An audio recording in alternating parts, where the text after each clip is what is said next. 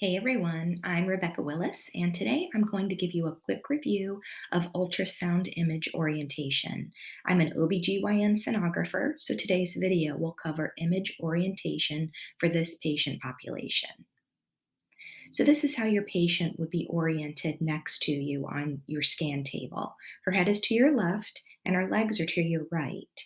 I've placed a model of a pelvis on the table as well, so you can see how the pelvic organs are situated as she's laying on the table.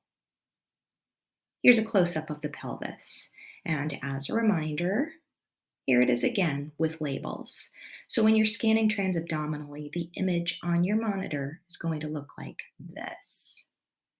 As you can see, the patient's head is to the left and her legs are to the right, the same way she's oriented on your table if you were to turn and face her. Notice that the head of your probe is at the top of your screen.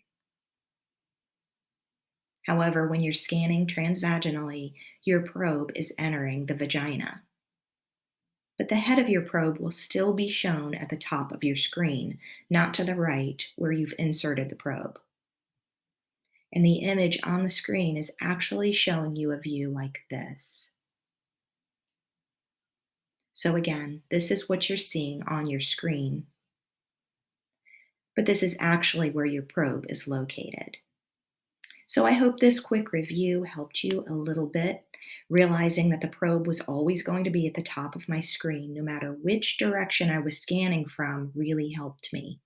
This was especially helpful to keep in mind when I was learning general sonography and scanning subcostally because I would see the hepatic veins at the bottom of my screen, but in all the anatomy diagrams, they were on top of the liver. It was very confusing until I realized correct image orientation.